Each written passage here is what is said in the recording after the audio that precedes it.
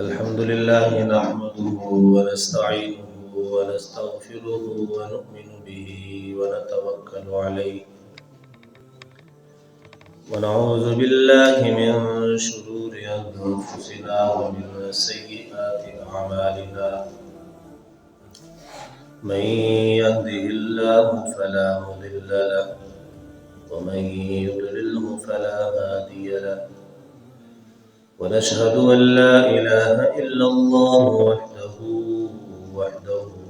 وحده لا شريك له ونشهد أن سيدنا ونبينا ومولانا محمدا عبده ورسوله وقال الله تبارك وتعالى في القرآن المجيد والفرقان الحميد يوم تشهد عليهم ألسنتهم وأيديهم وأرجلهم بما كانوا يعملون صدق الله مولانا العظيم وبلغنا رسوله النبي الكريم الأمين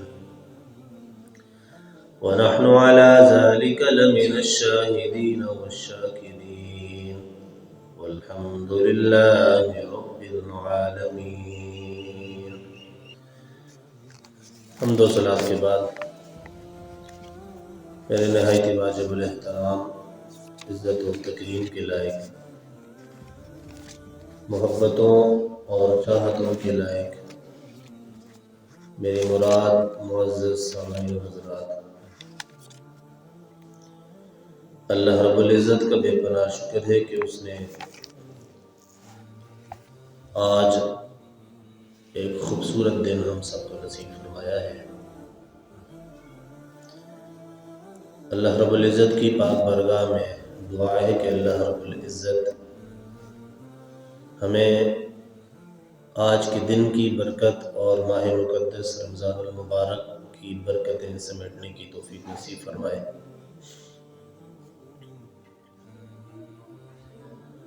اللہ رب العزت کا بڑا احسان ہے اور اس کا کرم ہے کہ اس نے ہمیں مسلمان بنایا،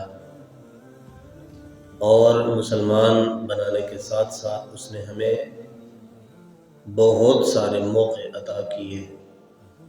ان موقعوں میں سے ایک موقع آج کے دن کا ہے کہ انسان سے اللہ رب العزت کا ایک ہی مطالبہ ہے کہ مانگو مجھ سے معافی، طلب کرو مجھ سے رزق، جو چاہتے ہو، جو اپنے لیے دنیا میں اور آخرت میں چاہتے ہو وہ مجھ سے مانگو، میں تمہیں عطا کروں گا۔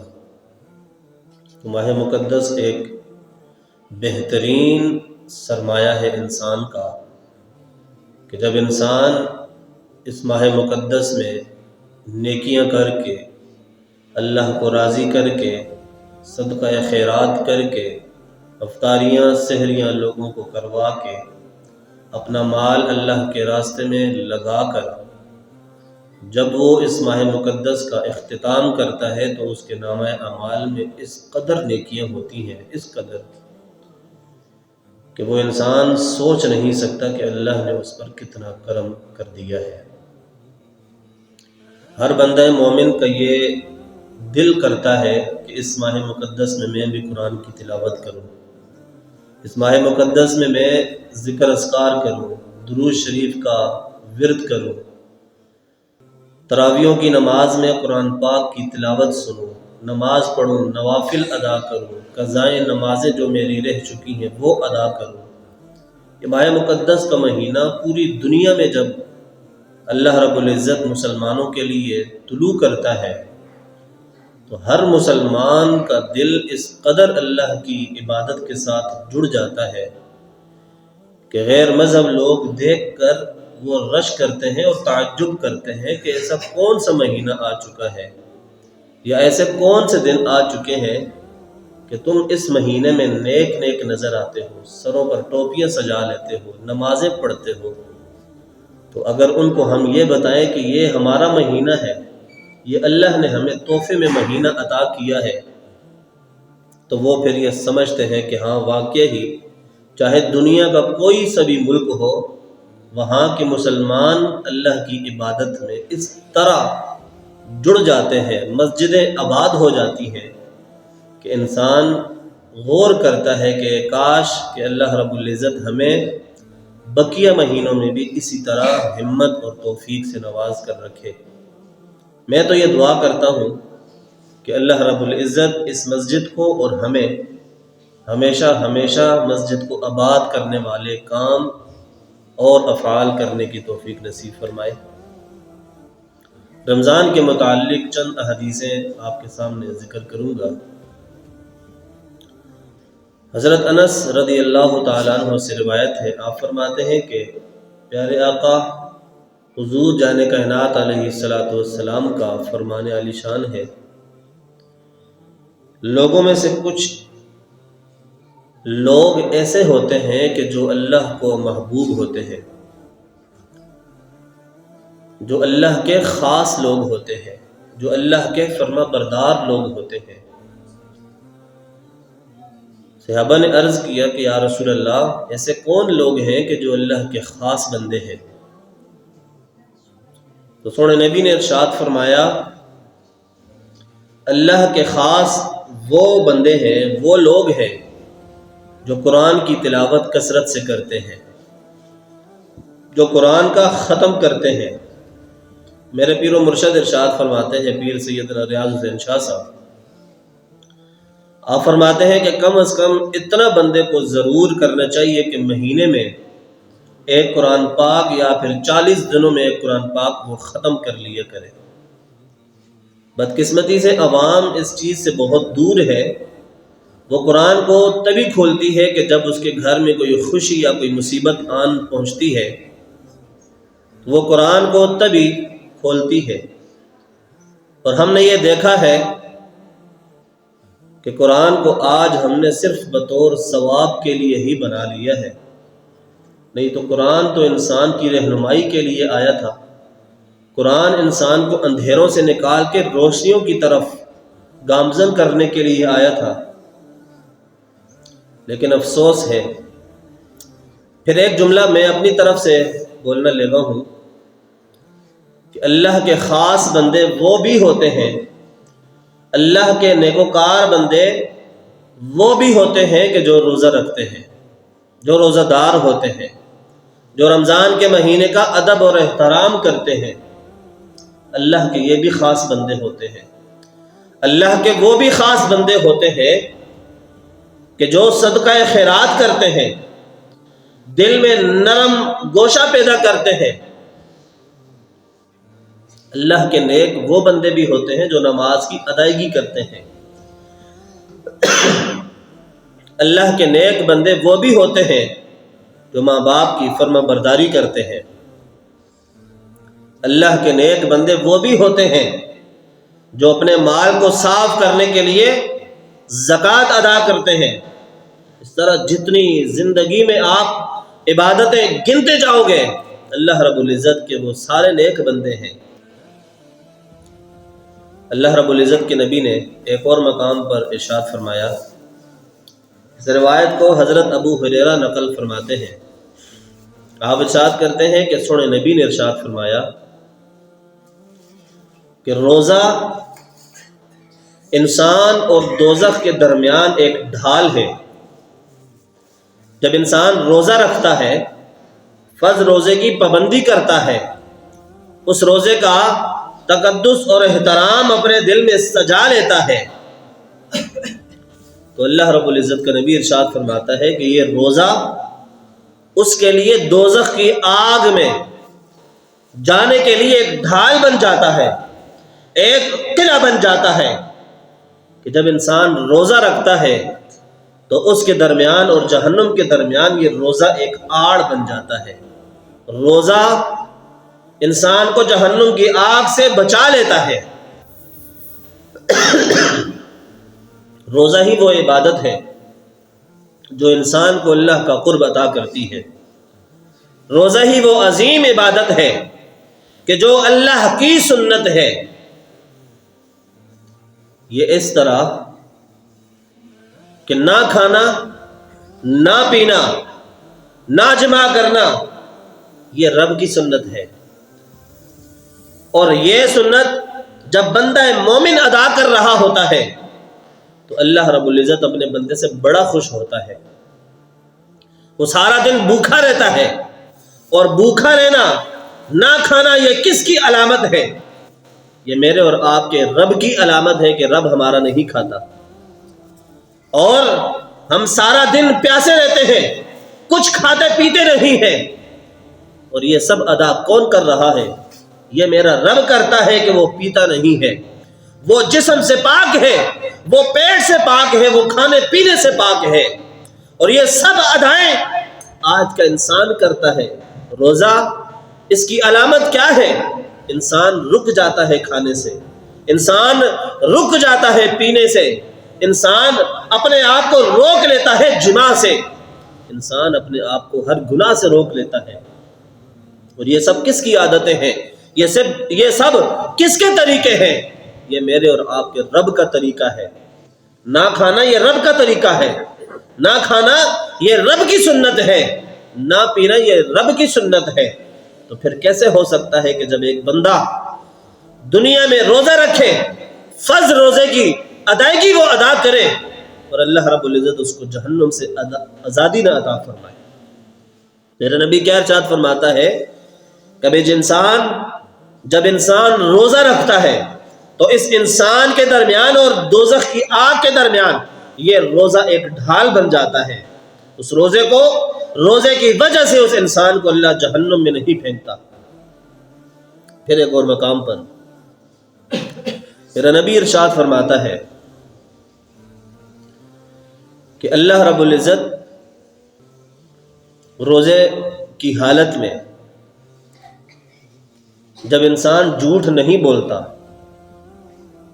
اور برے کام نہیں کرتا اور برے فعل نہیں کرتا، اپنی زبان سے برے بکواسات نہیں نکالتا، اپنی سوچوں کو پاک کر لیتا ہے۔ ایک روزہ دار جب اس حالت میں اپنا روزہ وہ شروع کرتا ہے اور اینڈ تک وہ اپنے روزے کو اس حالت میں لے کر جاتا ہے، تو پھر اللہ رب العزت اس کو وہ برکتیں اور وہ نعمتیں عطا کرتا ہے کہ جو انسان سوچ نہیں سکتا۔ اور جب انسان روزہ رکھ کر بھی گناہوں سے اپنے آپ کو دور نہیں کرتا، جھوٹ بولنے سے اپنے آپ کو باز نہیں رکھتا، گالیاں دینے سے اپنے آپ کو نہیں باز رکھتا، تو پھر ایسے روزے دار کو اللہ کی کوئی ضرورت نہیں ہوتی۔ اللہ رب العزت پھر ارشاد فرماتا ہے کہ اس بندے کا نہ کھانا نہ پینا یہ کوئی فائدہ نہیں اس کو دے گا۔ نہ کھانا نہ پینا، صرف بھوک کا احساس ہی اس کو ہوگا، باقی اس کو کچھ حاصل نہیں ہونے والا۔ کیوں؟ جب انسان روزہ رکھ کر بھی اپنے رب سے دوری اختیار کر کے بیٹھا ہوا ہے، انسان روزہ رکھ کر بھی جھوٹ پر جھوٹ بولے جا رہا ہے، انسان روزہ رکھ کر بھی گالیاں دیے جا رہا ہے، انسان روزہ رکھ کر بھی بازاروں میں اگر غلط مال بیچے جا رہا ہے، دھوکہ دے جا رہا ہے، تو وہ اللہ کی کس رحمت سے اور کس رب سے رحمت کی امیدیں لگائے بیٹھا ہے؟ اس کو اللہ رب العزت خالی ہاتھ چھوڑ دیتا ہے۔ اس کو 30 دن بھی وہ روزے رکھتا رہے، اس کو کچھ حاصل نہیں ہوتا، کیونکہ اس نے اپنی عادت کو نہیں بدلا، اس کے اپنی حالت کو نہیں بدلا، کہ جس حالت میں، جس ماہ مقدس میں اللہ رب العزت بندے کو اپنا قرب نصیب کر دیتا ہے، اس بندے نے ابھی تک اپنی حالت نہیں بدلی۔ وہ اپنے آپ کو گناہوں سے دور نہیں کرتا، وہ اپنے آپ کو گناہوں سے آزاد نہیں کرتا، تو پھر اس کو کوئی اجر اور کوئی ثواب اس کو نہیں ملنے والا۔ میرے نبی نے ارشاد فرمایا، آپ ارشاد فرماتے ہیں کہ روزہ آدھا صبر ہے۔ جب انسان روزہ رکھتا ہے تو اللہ کی طرف سے اس کو صبر نصیب ہو جاتا ہے۔ اس کی وجہ کیا ہے کہ جب انسان کے سامنے روٹی پڑی ہوئی ہے، حلال رزق ہے، پانی حلال اس کے سامنے پڑا ہوا ہے، لیکن وہ کھاتا نہیں ہے، وہ رک جاتا ہے، وہ صبر کرتا ہے، یہی وہ وجہ ہے، یہی وہ اعلیٰ عظیم عبادت ہے کہ جس کے بعد اللہ رب العزت بندے کو صبر نصیب فرماتا ہے۔ آج صبح بھی میں درس میں یہی بات کر رہا تھا کہ جب انسان صبر اپنی زندگی میں ڈال لیتا ہے تو اس کو بہت ساری برائیوں سے اللہ رب العزت دور کر دیتا ہے۔ جب انسان صبر کا دامن تھامے رکھتا ہے اللہ رب العزت اس کو کبھی تنہا نہیں چھوڑتا۔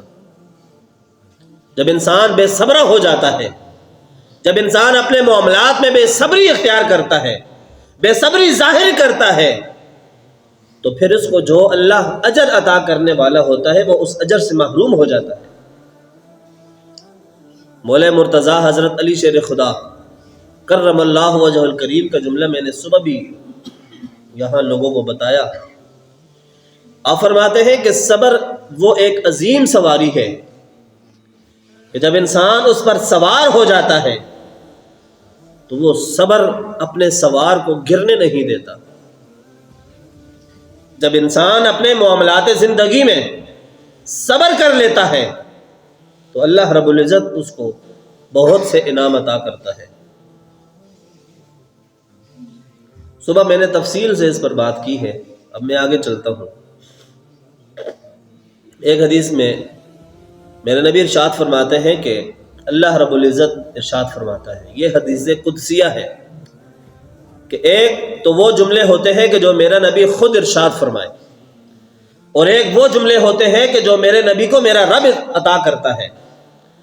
ایک جملے قرآن کی صورت میں ہے، ان کو قرآن ہی کہا جاتا ہے، لیکن جو قرآن سے ہٹ کر جملے ہوتے ہیں اور جب وہ میرا نبی بیان کرتا ہے تو اس کو حدیث قدسیہ کہا جاتا ہے۔ تو یہ حدیث قدسیہ کے الفاظ ہیں۔ میرا نبی ارشاد فرماتا ہے کہ رب نے ارشاد فرمایا، رب ارشاد فرماتا ہے کہ روزہ میرے لیے ہے، روزہ میرے لیے ہے، اور اس کا اجر میں نے خود عطا کرنا ہے۔ باقی کسی عبادت کے لیے اللہ نے یہ ارشاد فرمایا کہ نماز میری ہے، باقی کسی عبادت کے لیے رب نے یہ ارشاد فرمایا کہ زکوٰۃ میری ہے، حج کرنا میرا ہے، نماز پڑھنا میرا ہے۔ کسی عبادت کے لیے رب نے نہیں ارشاد فرمایا، صرف روزے کے لیے ارشاد فرمایا، تو کوئی تو خاص اس میں بات ہے۔ میرا رب جب یہ ارشاد فرما رہا ہے کہ روزہ میرا ہے اور اس کی اجر بھی میں نے خود دینی ہے، اس کا اجر میں نے خود عطا کرنا ہے بندے کو، تو اس میں بڑا میں نے اعلیٰ حکمت آپ کو پہلے بھی بتا دیا، پھر بتانے لگا ہوں کہ نہ کھانا، نہ پینا، نہ سونا، نہ جمع کرنا، یہ رب کی سنت ہے۔ اور روزے میں بندہ یہی کر رہا ہوتا ہے، وہ نہیں کھاتا، وہ رک جاتا ہے، وہ 12-13 گھنٹے، بعض اوقات 16-17 گھنٹے تک رک جاتا ہے۔ جب گرمیوں میں کے روزے ہوتے ہیں تو 16-16 17-17 گھنٹے تک جاتا ہے روزہ، بندہ رک جاتا ہے، نہیں کھاتا، صبر کرتا ہے۔ تو یہ ساری عبادتیں اور یہ ساری عادتیں کس کی ہیں؟ رب کی ہیں۔ رب نہیں کھاتا، رب نہیں سوتا، رب نہیں پیتا، رب کی کوئی اولاد، کوئی بیویاں نہیں ہے، اور یہ ساری ادا رب اپنے بندے کے اندر دیکھنا چاہتا ہے کہ میرا بندہ اس میری عبادت کو کتنا نیک طریقے سے عمل کرتا ہے۔ وہ خوش قسمت ہے کہ جو روزہ رکھتا ہے، وہ خوش قسمت ہے کہ جو روزہ دار رہتا ہے، وہ فرض روزے کا تقدس کرتا ہے، احترام کرتا ہے۔ اس لیے تو میرا رب ارشاد فرماتا ہے کہ جب روزہ رکھنے والا روزہ رکھ لیتا ہے تو پھر جان لے روزے دار، تیرا اجر اب میرے ذمہ ہے کہ میں جو چاہوں تمہیں عطا کروں۔ اور یہ بہت بڑی بات ہے کہ جب اللہ رب العزت روزے دار کا اجر اپنے ذمہ لے لیتا ہے تو پھر اس کو سوائے جنت کے اللہ رب العزت اور کچھ نہیں عطا کرتا۔ ایک حدیث کے جملے میں یہ بھی پڑھ رہا تھا کہ اللہ رب العزت روزے دار کی طرف رحمت کی نگاہ کرتا ہے، نظر ڈالتا ہے، اور جب اللہ کی نظر بندے پر پڑ جائے اور ایک دفعہ اللہ کی رحمت کی نظر بندے پر پڑ جائے تو پھر جہنم کی آگ ہمیشہ کے لیے اس پر حرام ہو جاتی ہے۔ تو کیا ہر بندہ یہ چاہتا نہیں ہے کہ اللہ مجھ سے راضی ہو جائے؟ یقیناً مسلمان یہ چاہتا ہے، یقیناً اللہ کا بندہ یہ چاہتا ہے کہ رب مجھ سے راضی ہو جائے، رب مجھے جنت عطا کر دے۔ ہم عبادت کیوں کرتے ہیں؟ اسی لیے کرتے ہیں کہ اللہ ہم سے راضی ہو جائے، اسی لیے کرتے ہیں کہ اللہ ہمیں جنت عطا کرے۔ اگر انسان رمضان کے مہینے میں بھی اللہ کو راضی نہ کر سکا تو وہ اس انسان کی خود کی بدقسمتی ہے، وہ اس انسان کے خود کی بد نصیبی ہے کہ وہ اس ماہ مقدس جیسا خوبصورت مہینہ، بابرکت مہینہ، جہاں ایک نیکی کرنے پر 70 گنا زیادہ ثواب اللہ رب العزت عطا کرتا ہے۔ آپ 1 روپیہ صدقہ کریں، اللہ رب العزت ایک کے بدلے میں 70 گنا زیادہ آپ کو ثواب عطا کرتا ہے۔ آپ ایک نیکی کریں، ایک نماز پڑھیں، اللہ رب العزت کی یہ شان نہیں ہے کہ وہ آپ کے ثواب میں کمی کرے۔ جب اللہ رب العزت جنت کے دروازے کھول دیتا ہے، جب اللہ رب العزت دوزخ کے دروازے بند کر دیتا ہے، تو وجہ صرف اتنی ہوتی ہے کہ میرے بندے مجھ سے معافیاں مانگے، میرے بندے مجھ سے قریب ہو۔ اور بندہ ہے کہ وہ دنیا کی لالچ میں لگا ہوا ہے، بندہ ہے کہ وہ اپنے رب کے حکم کی تعمیل نہیں کر رہا، بندہ ہے کہ وہ اپنے نبی کے حکم کی تعمیل نہیں کر رہا۔ روزہ آتا ہے، وہ بغیر روزہ رکھے چلا جاتا ہے۔ رمضان کا مہینہ آتا ہے، وہ رمضان کے روزے نہیں رکھتا، ایسا ہی مہینہ گزار دیتا ہے، اور پھر وہ خوشی کے ساتھ نئے کپڑے پہن کر عید کے لیے بھی آ جاتا ہے۔ میرے نبی نے ارشاد فرمایا، وہ بندہ عیدگاہ کے قریب نہ آئے کہ جو اس طرح کی عبادت، یہاں یہ عید کے متعلق بات ہے لیکن میرے جملے ہیں، میں کہتا ہوں ایسے مسلمان کو کیا ضرورت ہے کہ جب پورا مہینہ رمضان کے روزے فرض تھے اس نے نہیں رکھے، اب آخر میں لوگوں کو اپنی شکل دکھانے کے لیے عید کی نماز پڑھنے کے لیے آ گیا۔ تو گھر میں بیٹھا رہے، تیری کوئی ضرورت نہیں یہاں مسجد والوں کو، دنیا والوں کو، کیونکہ جب تو نے رمضان کے روزے نہیں رکھے تو اب عید کی نماز پڑھنے کے لیے تو کیا لینے آیا ہے؟ عید کی نماز نہ پڑھنے سے بندہ کافر نہیں ہوتا۔ وجہ صرف اتنی ہے، پھر لوگ کہتے ہیں کیوں جی قاری صاحب بس یہ مسلمان نہیں ہے؟ جی مسلمان ہو، روزے کیے نہیں رکھنے ہو؟ وہ جی بس بیمار ہے، بخار چڑھیا نہیں رکھ سکتے۔ تو یہ بہانے بلا وجہ چھوٹی چھوٹی بیماریوں پر جب انسان فرض روزہ چھوڑ دیتا ہے، تو میں نے پچھلے جمعے میں بھی ارشاد فرمایا کہ ساری زندگی انسان روزہ رکھتا رہے، 80 70 100 سال بھی بندے کو زندگی ملے اور بلا ناغہ ہر روز روزہ رکھتا رہے، اس ایک فرض روزے چھوڑے ہوئے کا جو اجر اللہ نے عطا کرنا تھا وہ ساری عمر رکھ کر بھی وہ بندہ حاصل نہیں کر سکتا۔ اللہ رب العزت کی پاک برگاہ میں دعا ہے کہ اللہ رب العزت ہمیں رمضان کا تقدس اور اس کا احترام کرنے کی توفیق نصیب فرمائے۔ وما علینا الا البلاغ المبین۔